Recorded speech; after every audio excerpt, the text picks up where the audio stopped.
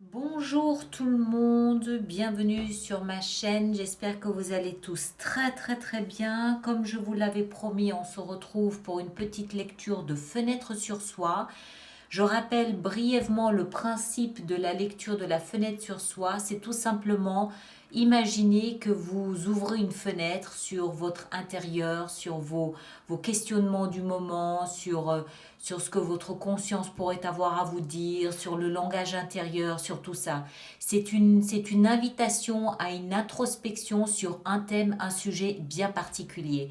Pour comprendre ce thème, ce sujet, je vous suggère de consulter aussi bien votre signe solaire que votre signe ascendant ou votre signe lunaire, voire votre Vénus dans certains cas.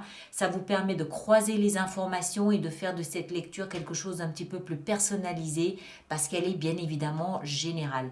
Vous adaptez évidemment en genre, hein, des fois je parle du partenaire, il, elle, vous adaptez, ça va de soi, et vous appliquez, vous imaginez cette lecture comme un élastique que vous pouvez adapter à votre vie en fonction évidemment de ce que vous vivez. Si ça ne s'applique pas, ça ne s'applique pas, faut pas forcer. Allez voir vos signes ascendants pour voir si vous avez d'autres messages.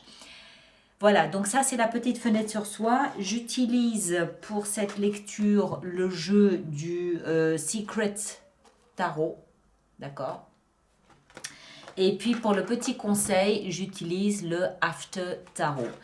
Voilà, je n'ai rien d'autre à vous dire, si ce n'est que les lectures du mois de mai seront en ligne le dimanche 25 avril évidemment. Vous aurez tout ça donc en ligne ce dimanche 25.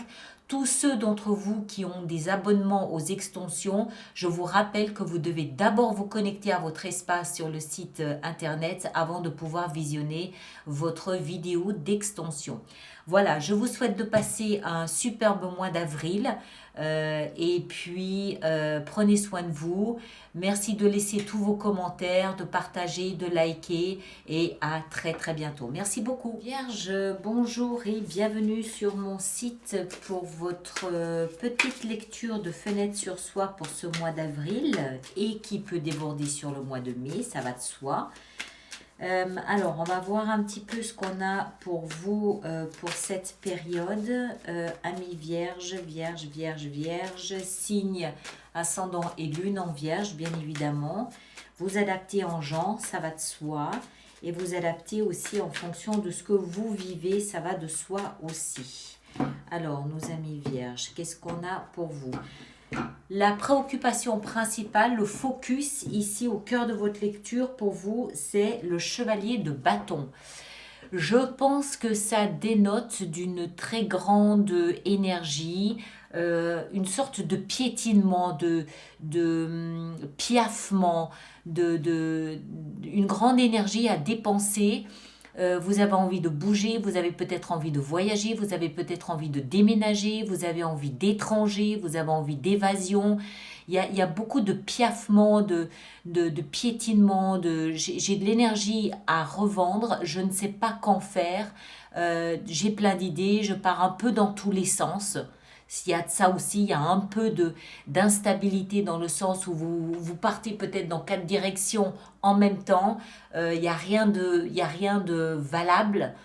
Quand je dis rien de valable, je veux dire il n'y a rien de concret qui en sort. C'est je vais, je défais, je reviens, je repars, je recommence, je repars dans une autre direction. Il y a, moi, je le traduis comme une grande impatience, un piétinement, un piaffement de votre part, là, actuellement. On va continuer, on va essayer de comprendre un petit peu ce qui se passe. Ici, de là d'où vous provenez, votre passé, ce qui vous amène dans ces circonstances actuelles. Ah oui, 8 d'épée. Vous avez pu, ces 8 derniers jours, peut-être ces dernières semaines, je ne pense pas que ça fasse 8 mois, je dirais plutôt une grosse semaine, vous sentir piégé, enfermé, ligoté, empêché de bouger, empêché d'avancer. Vous étiez peut-être malade, vous étiez peut-être en obligation, en résolution d'un devoir d'une manière ou d'une autre. Et c'est cet empêchement de bouger, d'avancer, de réaliser quelque chose qui, là maintenant, tout de suite, fait que vous vous êtes focalisé sur l'idée de bouger précisément. C'est lorsqu'on nous retire notre liberté qu'on ressent le plus ce besoin d'exprimer notre liberté. Alors, la liberté, c'est pas un enfermement, hein. Cette privation de liberté, on a pu vous l'imposer, elle a pu s'imposer d'elle-même par le biais d'une maladie peut-être, ou par le biais, je ne sais pas, d'un bras cassé, d'une jambe cassée, je ne sais pas. Ou alors c'est vous qui vous l'êtes imposé, peut-être par un manque de confiance, un manque de vision, un manque de clarté sur le chemin à suivre. Vous avez peut-être aussi ressenti une forme de peur intérieure sur où est-ce que je vais, comment j'y vais, quelle direction je prends.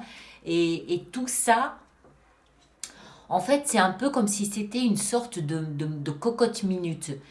Cette privation, cette privation de mouvement engendre aujourd'hui une explosion de volonté de mouvement, si vous comprenez ce que je veux dire. Que ce soit imposé ou volontaire, peu importe. D'accord?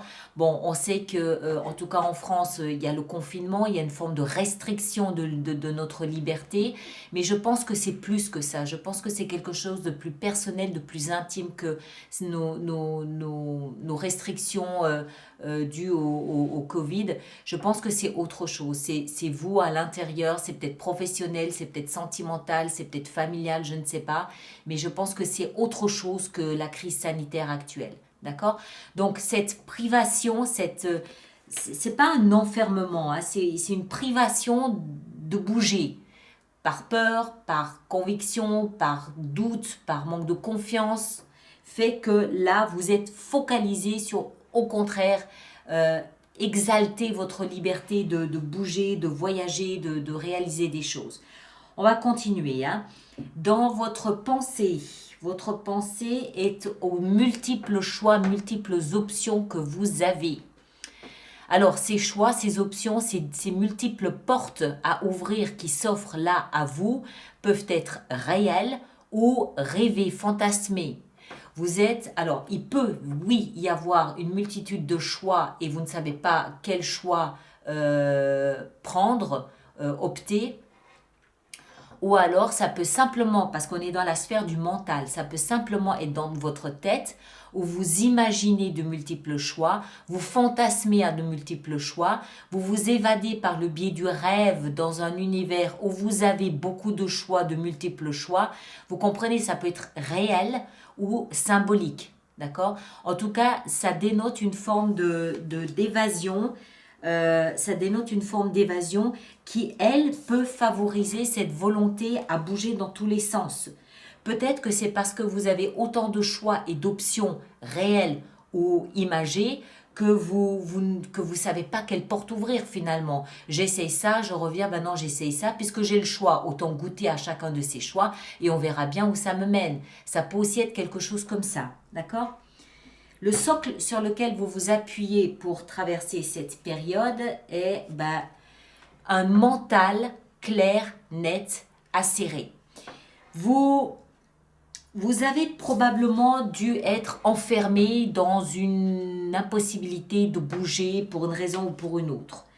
Vous vous êtes évadé comme vous avez pu, réellement ou symboliquement, encore une fois. Ça vous donne cette folle envie de bouger, de réaliser, de concrétiser, de créer, de dépenser votre énergie.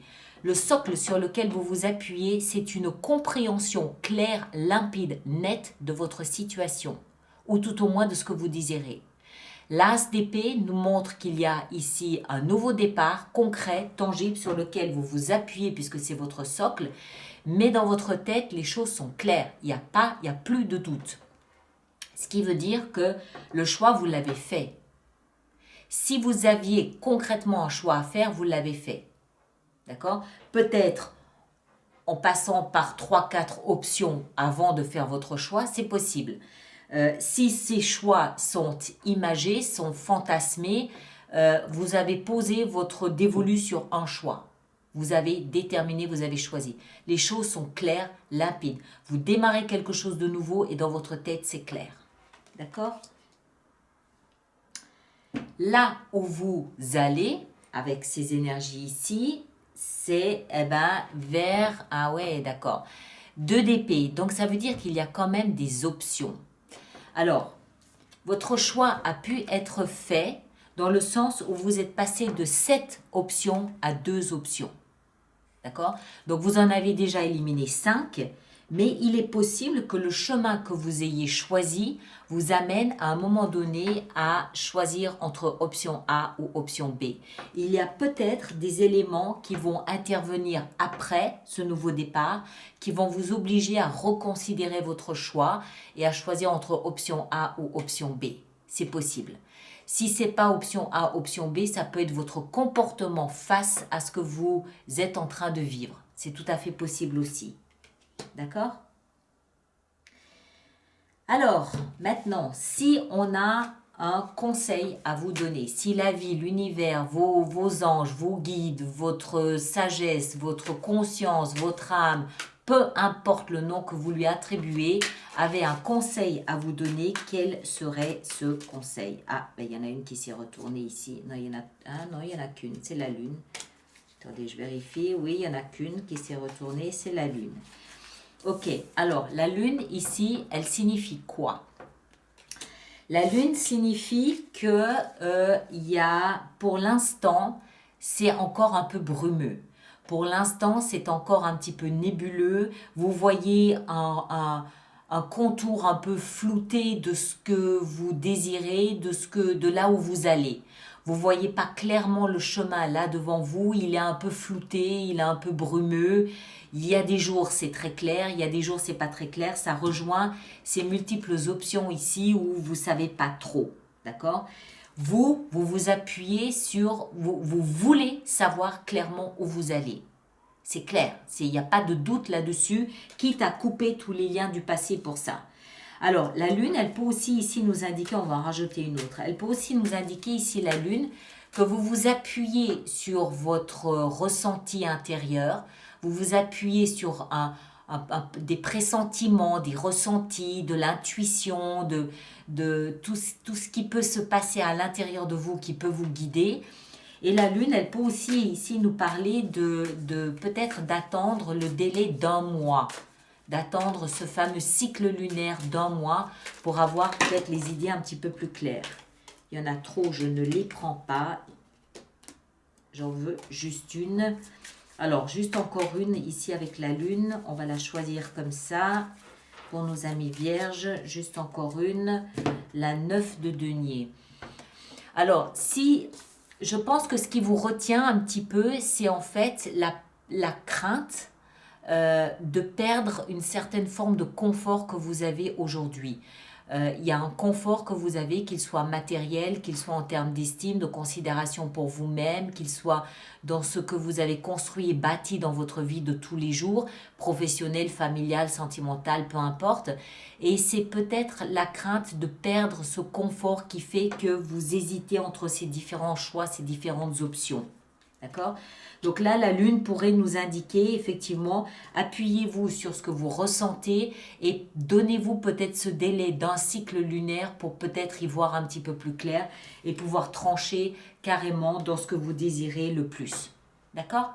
J'espère que ça correspond à votre attente là du moment. Merci de partager, de liker, de laisser vos commentaires, de vous abonner si ce n'est pas déjà fait. Et on se retrouve le 25 avril prochain pour les lectures intuitives du mois de mai. D'accord? Merci à vous tous et à très bientôt.